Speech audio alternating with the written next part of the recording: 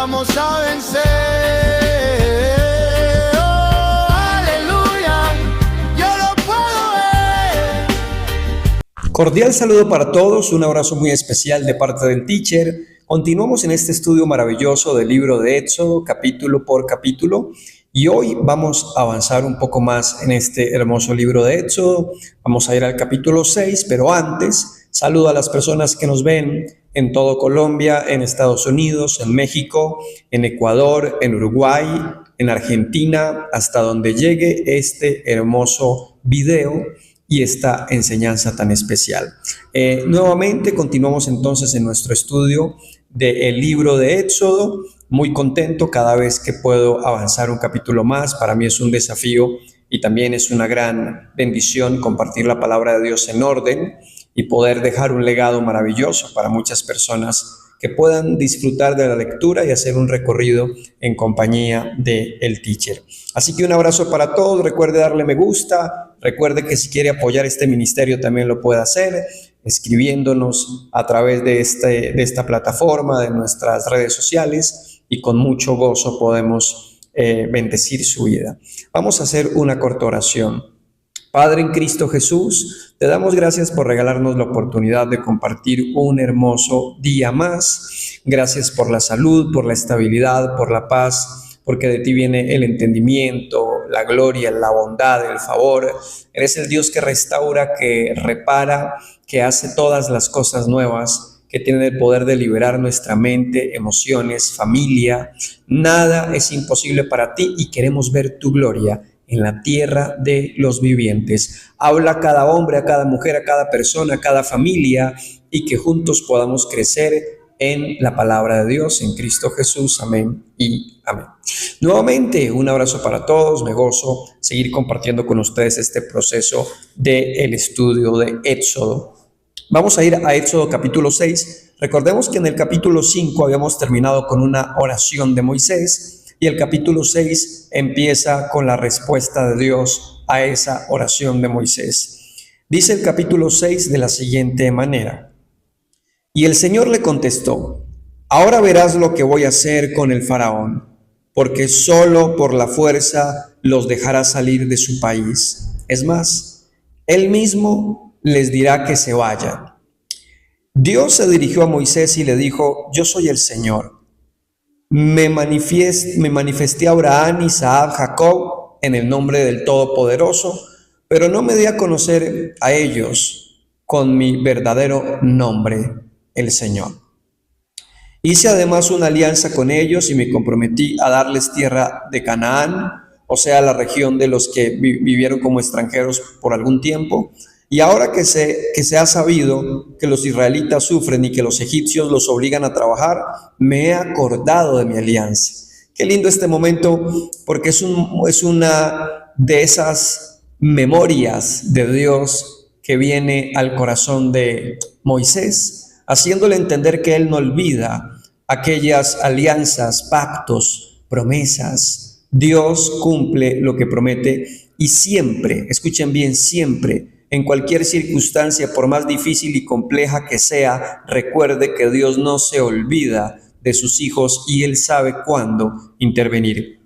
Por lo tanto, ve a decirle a los israelitas que yo, el Señor, voy a librarlos de su esclavitud y que los duros trabajos que han sido sometidos por los egipcios, desplegaré mi poder y los salvaré con grandes actos de justicia.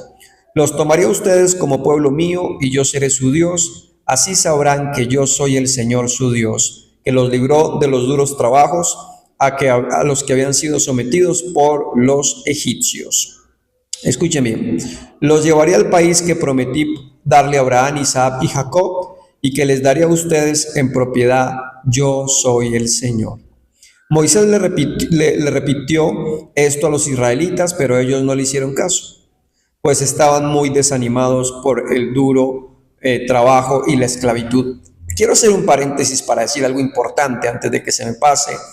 Lo delicado de estar desanimados. Cuando usted le da lugar al desánimo, él empieza a crecer de tal manera que va impidiendo que usted vea, que usted escuche la palabra de Dios. El desánimo nos impide ver la gloria de Dios. y el desánimo no permite que usted pueda recibir esas palabras de esperanza, de promesas gloriosas, porque Dios les estaba diciendo a los israelitas, los voy a liberar de la esclavitud, pero en medio del desánimo, ellos por el desánimo no, escuchen bien, no hicieron caso. Entonces el Señor dijo a Moisés, ve a decirle a Faraón que deje salir al pueblo de Egipto. Pero Moisés le contestó al Señor, ni siquiera los israelitas me hacen caso. ¿Y cómo voy a que me haga caso Faraón si yo soy torpe para hablar? Entonces el Señor mandó a Moisés y a Aarón que dijeran a los israelitas y al Faraón que tenían órdenes precisas de sacar de Egipto a los israelitas. Miren, en esta parte, qué importante es resaltar que ya Moisés le había repetido a Dios que él era torpe para hablar, que no era una persona elocuente, que tartamudeaba, que le costaba mucho manejar las palabras y el discurso. Y recordemos que Dios le dijo a Moisés, te mandaré a tu hermano Aarón para que te acompañe en ese proceso. Y en esta parte de la historia vuelve y le repite a Dios acerca de sus debilidades. Miren, cuando Dios quiere llevar a cabo un proceso grande, glorioso, no importan sus debilidades, no importan sus falencias. Dios es perfecto y sabe llevar a cabo el plan que ha predestinado para nosotros. A veces, las excusas y las justificaciones por nuestras debilidades pueden volverse en piedra de tropiezo para nosotros mismos, porque Dios siempre viene a hacernos entender que más allá de las falencias que tenemos, Él se glorifica en nuestras vidas. Tal como usted es, Dios lo necesita para llevar a cabo planes, cumplir misiones y llevar a cabo su voluntad, que es buena, perfecta y agradable. Ahora, entonces seguimos mirando aquí en Éxodo capítulo 6, dice, entonces mandaré a Aarón, y los mandó para que fueran otra vez de nuevo ante Faraón. El verso 14, estos son los jefes de las familias por parte de sus padres. Los hijos de Rubén, el hijo mayor de Israel, fueron Hanoc, Falú, Erson y Carmi. Estos son los clanes de Rubén. Los hijos de Simeón fueron Gemuel, Jamín, Ohad, Jaquín, Zoar y Saúl, que fue el hijo de la cananea. Estos son los clanes de Simeón. Leví vivió, escuchen bien, Leví vivió 137 años. Estos son los nombres de sus hijos, de mayor a menor, Gerson, Keat y Merari. Y aquí hago un paréntesis en Leví. Recordemos que cada uno de los hijos de Israel tuvieron una función, una labor específica en medio del pueblo de Israel. Recuerde que Moisés viene de la tribu de Leví. Y recordemos que los levitas eran consagrados siempre a la vida sacerdotal, a las cosas consagradas. Incluso a los levitas no les tocó tierra desde el punto de vista como herencia o un lugar específico. La herencia de los levitas era el templo y todo lo que tenía que ver con las cosas consagradas al Señor. Y es impresionante cómo Leví vivió 137 años, ¿no? Una edad que supera, ¿verdad?, los 120, una edad muy jugosa, y que siempre diré a través de los años, esa edad ya no es tan frecuente en nuestra generación. Los hijos de Gerson, entonces, los clanes fueron Librit, Simí. Keat vivió 133 años y sus hijos fueron Amram, Iars, Hebrón y Uziel. Los hijos de Merari fueron Maid, Musi. Estos son los clanes de Leví de mayor a menor. Amram se casó con su tía. Escuchen bien, esta parte es importante. Amram se casó con su tía Jocabe, que dio a luz a Aarón y a Moisés. Me detengo en el verso 20, Éxodo 6:20, y quiero decir varios detalles importantes. Miren, muchas veces cuando las personas están en su casa y están leyendo la Biblia y empieza una cantidad de nombres y una cantidad de de nombres que se vuelven a veces difíciles de pronunciar, la gente suele llenarse de pereza. O muchas veces las personas empiezan a decir, no, me voy a saltear estos nombres porque yo quisiera como avanzar. Pero los israelitas o los judíos, con el tema de los nombres y hablar acerca de sus clanes y cuántos eran sus clanes y quién era el hijo del hijo y del hijo, es parte de esos buenos hábitos de ellos tener una identidad muy marcada al comprender que siempre les gustaba a ellos tener el registro de sus antepasados, cosa que muchas veces nuestras generaciones y nuestra cultura no lleva como parte de sus tradiciones. Tener la lista de nuestros antepasados, hacer un análisis de dónde venimos, cuáles son nuestras raíces. Eso es muy de los judíos y de los israelitas. Nosotros como latinoamericanos muchas veces no tenemos ese hábito de mirar hacia atrás y comprender el origen de nuestras raíces y tener esa lista tan gruesa y tan jugosa de quiénes fueron nuestros antepasados. Y es muy triste en nuestras culturas porque la verdad algunos ni siquiera saben quiénes son sus padres, otros no saben quiénes fueron sus abuelos, y es muy triste cómo las familias no suelen tener esos registros porque han sido familias que definitivamente se han desintegrado en muy temprana edad. Así que, ¿cómo se llamaba el papá de Moisés? El papá de Moisés se llamaba Amram. Amram, así se llamaba el papá de Moisés. Estos son nombres, incluso a veces hay personas que toman este tipo de nombres para ponérselos a sus hijos, ¿verdad? No se le olvide, ¿cómo se llama el papá de Moisés? Amram. Se casó con su tía, Jocabed, y aquí hago otro paréntesis porque alguien dirá, teacher, pero ¿cómo es posible que se casó con la tía? ¿Acaso no es un pecado? ¿Acaso no es algo que Dios abomina, que alguien se una física, sexualmente con un familiar para procrear? Recordemos que en el libro de Génesis y en el libro de Éxodo hay un tiempo en el que las personas vivieron sin ley. O sea, aquí estamos en el tiempo antes de la ley. Y antes de la ley habían ciertas maneras y formas, ¿verdad?, de procrear, de construir una familia. Recordemos que la familia de Adán y Eva, pues obviamente entre ellos se multiplican. Recordemos que en un momento Jacob tuvo 2 mujeres, Abraham también, ¿verdad? Entendiendo que el diseño de Dios siempre ha sido que el hombre tenga una sola mujer, pero en estos tiempos no había ley.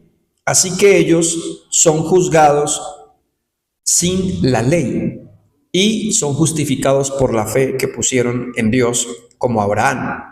Pero en este tiempo quiero resaltar que era posible, incluso era muy común que entre las mismas tribus, entre los mismos familiares, se multiplicaban.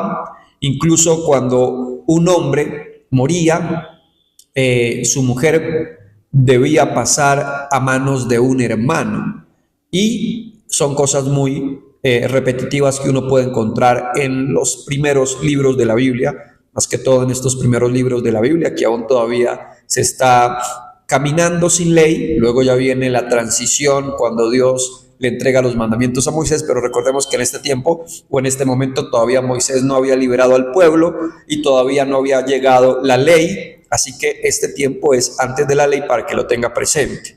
Y si usted de pronto tiene una tía que le gusta, entonces tenga cuidado porque no puede tomar este tipo de versos para justificar su relación sentimental. Porque hay gente que a veces toma los versos bíblicos y los saca del contexto histórico de toda dimensión para tomar decisiones que nada tienen que ver con lo que realmente Dios quiere que usted pueda experimentar. Hoy estamos en tiempos de gracia, pero la ley no desaparece porque ella marca la base del cristianismo.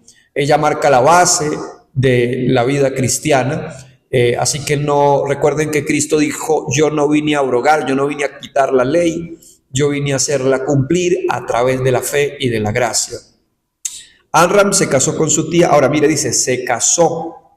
No fue que vivieron en unión libre, como muchas personas viven en unión libre y no han constituido su relación en el matrimonio algo importantísimo, fundamental, necesario en la vida familiar. Una pareja constituida por Dios es una pareja que está contando con la aprobación y el favor del Dios Todopoderoso. Y hay gente que suele decir, no, nosotros no necesitamos casarnos, así estamos bien. Pues yo le digo que es demasiado importante que usted legalice su vida emocional, espiritual delante de Dios, haga un paso de obediencia en su vida sentimental. Si usted vive en unión libre, dé un paso de obediencia y avance al matrimonio. Amram se casó con su tía Jocabed.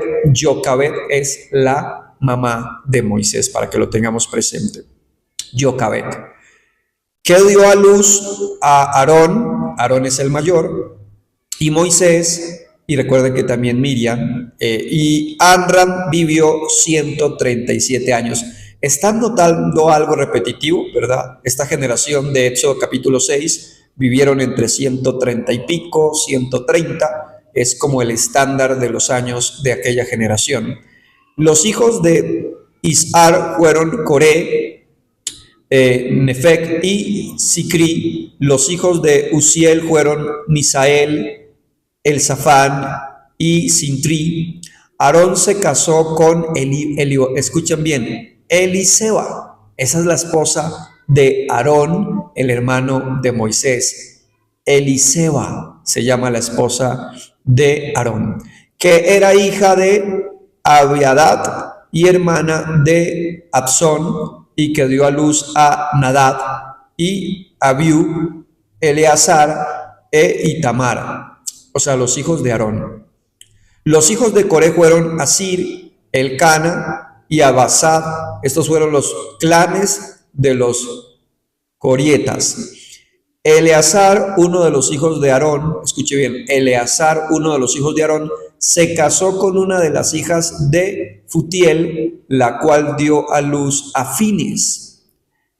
Estos son los jefes de las familias de los levitas en orden de clanes. O sea, qué lindo cómo los judíos marcan la parada con el orden. El orden es tan importante, el orden trae bendición, en el orden no se pierde nada, en el desorden todo se pierde. Ahora, entonces, estamos aquí en Éxodo capítulo 6, verso 26. Estos son los mismos, dice, estos son los mismos, Aarón y Moisés, a los que el Señor les dijo que sacaran de Egipto a los israelitas formados como un ejército. Así salieron como un ejército. Son los mismos Moisés y Aarón que hablaron con el faraón, rey de Egipto, para sacar de ese país a los israelitas. Y el verso 28 dice, Dios llama a Moisés y Aarón. El día que el Señor habló con Moisés en Egipto, le dijo, yo soy el Señor. Dile a Faraón, rey de Egipto, todo lo que voy a decirte. Pero Moisés le contestó, Señor, yo soy muy torpe para hablar. Así que, ¿cómo vas a hacerme hablar ante Faraón? Aquí vuelve y repite Moisés acerca de su torpeza para hablar. Y quiero resaltar algo, mire, la mayoría de los hombres que Dios escogió en el Nuevo Testamento, los discípulos, eran personas del vulgo, eran personas del pueblo, eran personas de una vida sencilla, pescadores. No eran estudiosos de grandes universidades rabínicas de Jerusalén, no eran eruditos, no eran personas con maestría, eran personas sencillas, pero que tenían un corazón dispuesto al servicio del reino, que dieron la vida por el evangelio y que, no siendo tan elocuentes, ni tan estudiados, ni tan leídos, estaban llenos del Espíritu Santo. Y en el momento en el que Dios los tomaba para hacer una misión, para cumplir un propósito, era maravilloso, era excelente. Recordemos que Moisés había crecido en Egipto, había sido formado en la casa real del palacio de Faraón, aprendió las letras. Sin embargo, esa formación humana y eso que aprendió Moisés en Egipto antes de ser llamado por Dios, pasa a segundo plano cuando se nos aparece el Dios Todopoderoso para cumplir una misión que va más allá de nuestro entendimiento, que va más allá de nuestra lógica, ¿verdad? Que tiene una responsabilidad enorme. Imagínense liberar un pueblo que es como un ejército. Y Moisés era un hombre que ya se había dedicado al pastoreo, se había alejado del palacio y ya estaba trabajando como un pastor de ovejas, pero allí fue donde Dios tomó a Moisés, ¿verdad? Y lo levanta como un hombre para formar un carácter, para convertirlo en un líder, para convertirlo en una persona que se enfrenta a sus miedos, que se enfrenta a sus debilidades y que se foguea en la presencia de Dios para que el Espíritu Santo cumpliera su voluntad. Miren, Dios en muchas ocasiones nos va a poner cara a cara con aquello a lo que más miedo le tenemos, nos va a poner cara a cara con nuestras propias debilidades para demostrarnos que no son una justificación ni un estorbo para que Dios se mueva con poder en nuestras vidas. Sus limitaciones, escuchen bien, sus limitaciones no significan nada para el Dios Todopoderoso que puede cumplir su voluntad. Nuestras limitaciones a veces le damos una dimensión demasiado grande. Nuestras limitaciones que muchas veces se van creando aquí en nuestros pensamientos. Es cuestión de darle mucho más lugar en nuestra mente a lo que Dios dijo, a lo que Dios habló. Y ya Dios le había dicho a Moisés, mira, te daré una señal, te daré esta otra señal. Le dio una cantidad de herramientas y aparte, Moisés no estaba solo, porque esto también es otra gran verdad. Mire, a veces uno puede pensar que está muy solo en la vida, pero Dios siempre usa a alguien. Siempre hay un amigo, siempre hay un vecino, siempre hay alguien que Dios usa o que Dios manda o que Dios siempre tiene por allí para ponerlo en nuestro camino y complementar y fortalecer y reforzar ese proceso en el que Dios nos quiere ver crecer y nos quiere ver madurar. Así que espero que haya sido muy edificante este capítulo 6 del libro de Éxodo, un libro, vuelvo y repito, con muchas historias, con muchas experiencias. Le animo a que continúe con la lectura, no se desanime cuando esté en estos capítulos que aparecen una cantidad de nombres, no, disfrute la lectura, lea. A veces es difícil de pronunciar los nombres, pero no importa, repita la lectura, avancemos en ese buen hábito de llegar a la conclusión de decir, leí la Biblia completa, en orden, con perseverancia, con amor, con paciencia, sin saltearme, sino disfrutando palabra por palabra. Un abrazo para todas las personas nuevamente. Recuerde darle me gusta por este hermoso video de la clase de hoy, Éxodo capítulo 6. Comparta este video con otras personas, deje su comentario si quiere en la parte de abajo de este video. Agradecemos enormemente por seguirnos, por acompañarnos y por pasar este tiempo con nosotros estudiando la palabra de Dios allí en su casa, en su habitación, mientras está de viaje. Este es un espacio muy ameno en el que disfrutamos no solamente la lectura, sino que nos detenemos en esos detalles importantes para resaltar lo grande y lo poderoso que siempre es Dios a través de la Escritura. Bendiciones para todos de parte del teacher. Un abrazo grande. Bajo la inspiración del teacher Varela, en tus manos van mis días, mi mañana entera. Mi futuro entre tus dedos se mantiene firme. Eres fuerza en mi presente pa' jamás rendirme.